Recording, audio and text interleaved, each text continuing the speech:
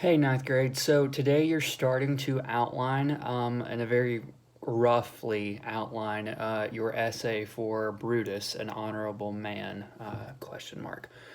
So today I have uploaded a link to a Google document that you guys should be able to click on, and that should take you to something that'll give you like a brief overview and a brief outline, and that you just basically have to fill in the information from there.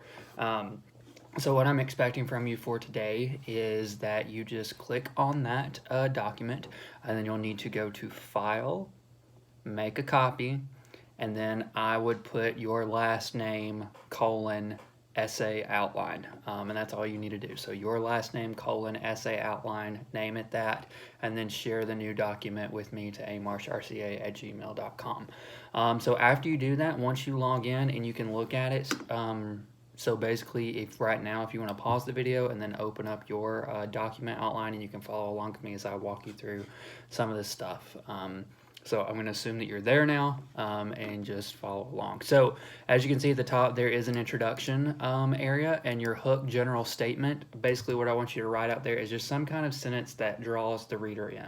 Maybe you say something about what it means to be honorable, or you could mention a character that you know to be honorable, whoever that might be. Maybe there is a tragic hero that you've come across who was honorable. Maybe you could talk about honor with a modern character, such as, like, I don't know, Captain America or something. I don't know, just make it something interesting, something that refers to honor, that refers to, tragedy or something like that, something that can be related to what we're doing, and then you begin to specify that. So remember how we start off really broad and really big, and then like we bring it down to a funnel and we start specifying things, and we go from there.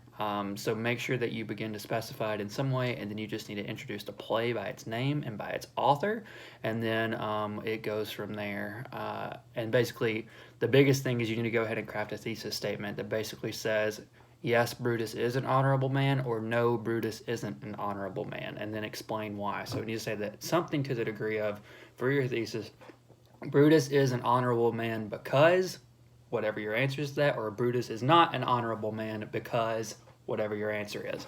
And then basically, as you move through your first, second, third, fourth, fifth body, all that stuff, you'll need to create a topic sentence for each paragraph, and within that topic sentence, I have given you an idea of which tragic term you could use with tragic hero, Hamartia, and Anagnorisis, since you have to include those terms in the discussion.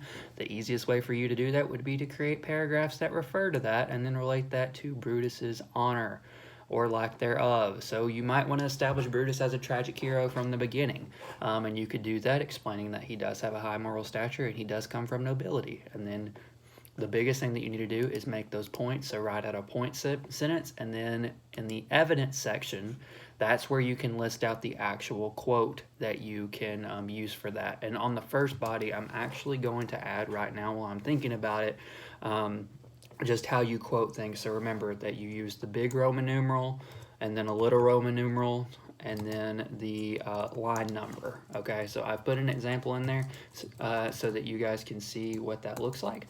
So remember, the big Roman numeral is for the act, the little Roman numeral is for the scene, and then the numbers that follow are the line numbers. And of course, you put periods in between all of those, but it's put on there where you guys can see it for that first evidence point.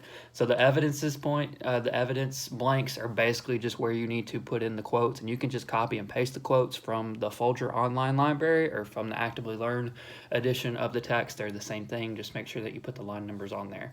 So yeah, so basically, I want you guys to just enter in everything that you can, and go ahead and start creating points and finding evidences, and that's all you need to do for today. On all of the body paragraphs, I've listed point 2 and evidence 2. If you don't have a second point for that, just move on to the next thing. You can leave those blank if you don't have an additional supporting point, but we'll go back and we'll work on that. And keep in mind, this is a rough outline. It doesn't have to be perfect. You're not completing this entire thing until Wednesday, but you do need to have at least some general idea, and you need to have most of this filled out by the end of the day to get that completion grade of 100 for the grade today. So yeah, so if you guys don't have any questions about that, I'll let you guys go ahead and work on that and get started on that. And just remember the Pangalactic Gargle Blaster essay model that you guys have been using, where you start off really broad, then you reach down to a thesis. Your thesis forms the shape of the glass, and then by the time you get to the conclusion, you restate the thesis, widen back out, and then you apply your conclusion in some way to the larger world. All right, so that's all. I'll leave you guys to that. I expect to have a lot of questions today, and that is perfectly okay. So just send those my way if you need to, and I will hear from you guys really soon.